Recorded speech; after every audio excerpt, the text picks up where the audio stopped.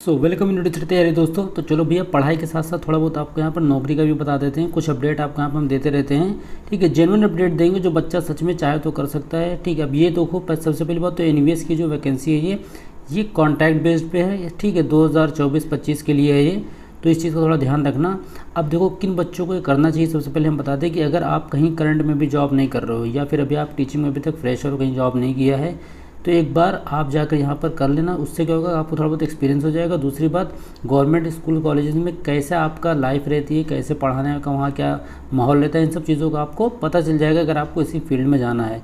तो फिलहाल ये एनवीएस की है, ठीक है। अब एनवीएस जो स्कूल्स होते हैं वो प्री प्राइमरी या प्राइमरी के लिए नहीं होते, सीधे आपको सेकेंडरी, सीनियर सेकेंडरी इनके लिए होते हैं, ठीक है। मतलब 9th 10th 11th 12th इनके लिए। तो यहाँ पर जो पोस्ट भी आई है वो टीजीटी और पीजीटी के लिए है।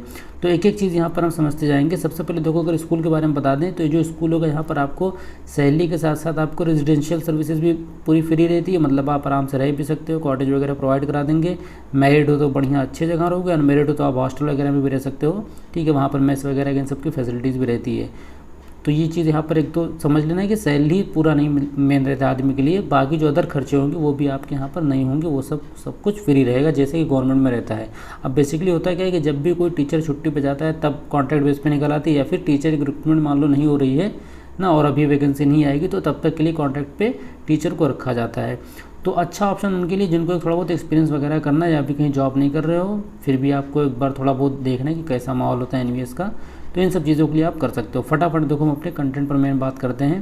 तो यहाँ पर देखो, सबसे पहले तो आपको जो लिंक दिया गया है अभी मैं दे दूंगा डिस्क्रिप्शन में, वहाँ से आप जा सकते हो, वरना आप यहाँ से कॉपी भी करके जो भी आपको पीडीएफ मिलेगा सब कुछ टेलीग्राम चैनल पर हमारे मिल जाएगा। तो वहाँ पर आप पूरा पीडीएफ आराम से बैठ के पढ़ लेना। फिलहाल यहाँ पर हम मेन आपको बात बता देते हैं। पहली बात तो देखो, ये जो है आपका एप्लीकेशन फॉर्म ये 11 से 17 तक के रहेगा, ठीक है। मतलब कोशिश करो कि 15-16 तक के अंदर आप इस चीज़ को पूरा कंप्लीट करके फॉर्म उनको भेज दो। उसके बाद जो आपकी डेट्स होंगी इंटरव्यू के लिए, मतलब फिजिकल इंटरव्यू होगा, ऑनलाइन नहीं होगा, तो इस चीज़ का याद रखना। वो 22 से 24 अप्रैल के लिए, ठीक है। उसमें से कभी भी आपको बुलाया जा सकता है। उसके बाद देखो, यहाँ पर देख लेना, candidate must ascertain their eligibility for the post applied before filling the application form. मतलब जिस भी पोस्ट के लिए आप भर रहे हो, सबसे पहले आप उसकी देख लेना एलिजिबिलिटी क्या है, क्वालिफिकेशन डिटेल सब कुछ देख लेना कि आप उसके योग्य हो भी कि नहीं, उसके बाद ही फॉर्म भरना, वरना रिजेक्ट हो जाता है। अब देखो यहाँ पर अगर हम बात करें किन किन सब्जेक्ट्स की वैकेंसी है, देखो टीजीटी के लगभग सारे सब्जेक्ट हैं, ये म्यूजिक आर्ट सब कुछ है यहाँ पर, प्लस पीजीटी के भी सारे सब्जेक्ट्स हैं। तो यहाँ पर मतलब एक चीज़ तो क्लियर है कि ऑल सब्जेक्ट्स की ये वैकेंसी है। उसके बाद देखो, अब बात करें यहाँ पर मेन ये आप एक एक वर्ड पढ़ना बैठ के, ठीक है। यहाँ पर हम मेन चीज़ बता देते हैं जो बच्चे मिस कर जाते हैं, जो ज़रूरी जानना। सबसे पहली बात तो यहाँ पर आप ये समझ लेना कि एक ईमेल आईडी से आप एक पोस्ट अप्लाई कर सकते हो। फॉर एग्जांपल, अगर आपको टीजीटी एसएसटी के लिए अप्लाई करना है तो अलग ईमेल लेगा, उसके बाद आपको टीजीटी वो पीजीटी एसएसटी के लिए, या फिर आपको किसी टीजीटी में कोई अदर सब्जेक्ट के लिए, तो आप कोई दूसरी ईमेल आईडी लगा देना, क्योंकि वहाँ पर आपको कन्फर्मेशन मेल आता है, ठीक है। तो हो सके तो घर में या नॉर्मली 2-2 ईमेल तो सब लोग चलाते हो, तो कोई भी 2 मेल आईडी आप यहाँ पे लगा सकते हो। उसके बाद जो भी आपने एप्लीकेशन फॉर्म फिल किया है, ठीक है, वो आपके मेल पे आ जाएगा, तुरंत फिल करते ही आपको कन्फर्मेशन मिल जाएगा। फिर आपकी बात करें यहाँ पर, तो देखो ऑनलाइन नहीं होगा, फिजिकल मोड में होगा इंटरव्यू। आपका अच्छे से समझ लेना इस चीज़ को।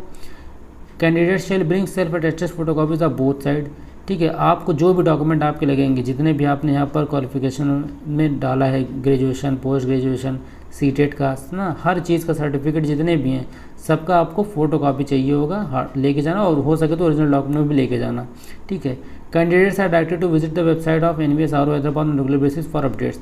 बाकी आप इनकी जो ऑफिशियल वेबसाइट होगा, जिसका लिंक आपको डिस्क्रिप्शन में मिल जाएगा, वहाँ से आप जा सकते हो। तो रेगुलर आप विजिट करते रहना, जो भी छोटे मोटे अपडेट आएंगे, ठीक, वो आपको वहाँ पर मिलते रहेंगे।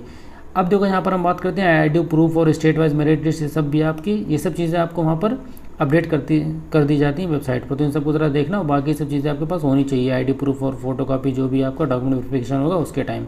उसके बाद देखो यहाँ पर कुछ चीज़ें फॉर पीजीटी इकोनॉमिक्स और कॉमर्स और तमिल मलयालम लोग के लिए दिया गया है। तो ये सब चीज़ें आप हो सके तो पढ़ लेना, जिसका भी जो सब्जेक्ट में आ रहा हो। अब यहाँ पर देखो और बात करते हैं, तो सबसे पहले देखो एजुकेशनल क्वालिफिकेशन जी, ये आपको सबसे पहले देखना, उसके बाद ही आप बाकी फॉर्म वगैरह जाके देखना। सारी इन्फॉर्मेशन हम आपको देंगे, ठीक है। कुछ भी आपको यहाँ पर क्वेरी नहीं रहेगी, बाकी आप कमेंट तो कर ही सकते हो, सब कुछ बता देंगे। देखो पीजीटी की बात करें तो 2 ईयर का आपका पीजी तो होना ही चाहिए, ठीक है। प्लस यहाँ पर BEd degree not required for the candidates who have undergone 4 years integrated. अब जिन्होंने इंटीग्रेटेड कोर्स किया है, ठीक है, उनके लिए बीएड नहीं होना चाहिए, वरना फिर अगर आप जैसे 2 साल का पीजी या आपने 3 साल का यूजी किया, उस हिसाब से फिर आपका बीएड डिग्री होना चाहिए, जो भी आपका 2 साल का होता है वो। अब देखो यहाँ पर बात करते हैं सब्जेक्ट वाइज अगर आपको देखना है क्या क्वालिफिकेशन डिटेल्स क्या एलिजिबिलिटी होनी चाहिए तो आप सब्जेक्ट वाइज भी देख सकते हो।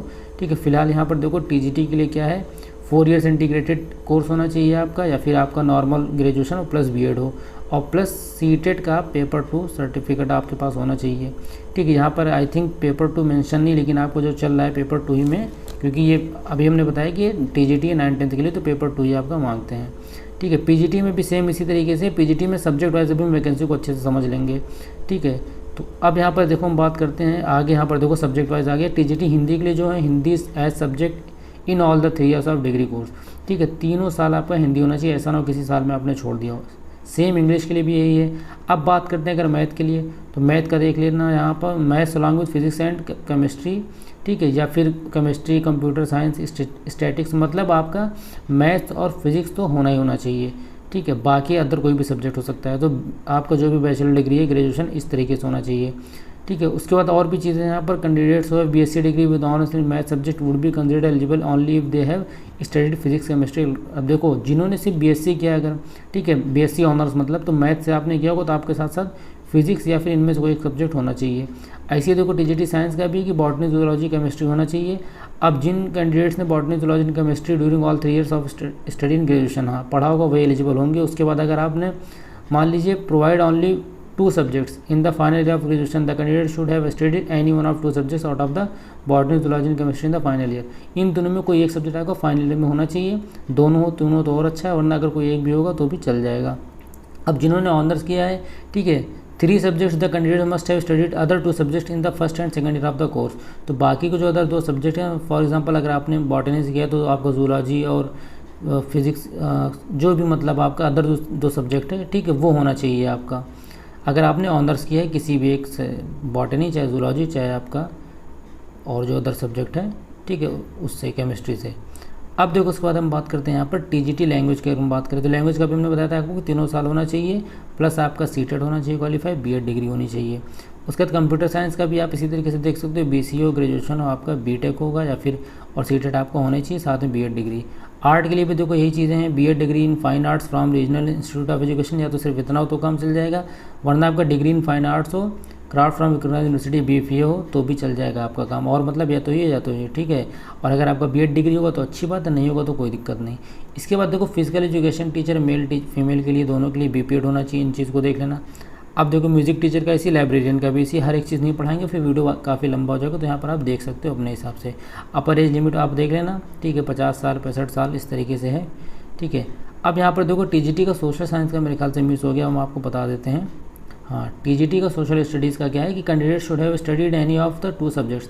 अब देखो यहाँ पे बेसिकली हिस्ट्री और ज्योग्राफी में से कोई एक सब्जेक्ट आपका होना ही होना चाहिए, ठीक है। अब इसके साथ आपका इकोनॉमिक्स हो, जैसे आपका हिस्ट्री है तो हिस्ट्री के साथ आपका इकोनॉमिक्स हो या ज्योग्राफी या पॉलिटिकल साइंस हो, ये कोई हो चल जाएगा, या फिर आपका मेन सब्जेक्ट ज्योग्राफी रहा हो 3 साल, बाकी 2 साल कुछ और चल जाएगा। लेकिन जो ऑनर्स हैं, जैसे जिन्होंने हिस्ट्री से ऑनर्स किया है, उनका दूसरा सब्जेक्ट या तो ज्योग्राफी या इकोनॉमिक्स होना ही होना चाहिए। अगर आपने इकोनॉमिक्स और पॉलिटिकल साइंस में ऑनर्स किया है, ठीक है, तो आप टीजीटी हिस्ट्री के लिए एलिजिबल नहीं होगे, तो इस चीज़ का याद रख लेना, कायदे से यहाँ पे ध्यान से देख लेना। मतलब हिस्ट्री ज्योग्राफी ये कोई भी सिस्टी वैकेंसी लगभग आती है कोई भी गवर्नमेंट एग्जाम की, तो इनको हिस्ट्री ज्योग्राफी तो 3 साल ही चाहिए, उसके साथ आपको कोई भी हो सकता है, ठीक है, या फिर आप हिस्ट्री ज्योग्राफी दोनों रख सकते हो। तो इस चीज़ में जिसको भी क्लियरिटी नहीं कमेंट कर देना, मैं और क्लियर कर दूंगा। तो ये बात होगी इस हिस्ट्री की। तो आप हो सके तो इसको फॉर्म को फिल करना, आप कहाँ से फिल करना है आप चाहोगे तो उस पर हम वीडियो बना देंगे। फिलहाल हम बता देते हैं आपको कि आपको यहाँ पर लिंक दिया होगा, ये टीजीटी और पीजीटी के लिए जिस पोस्ट के लिए आपको करना है, यहाँ पर लिंक पर आप क्लिक करोगे, ठीक है। क्लिक करते ही आपको सीधे गूगल फॉर्म खुल जाएगा, वो आपको फिल करना होगा। अब कैसे खुलेगा अभी दिखा देते हैं यहाँ पे हम।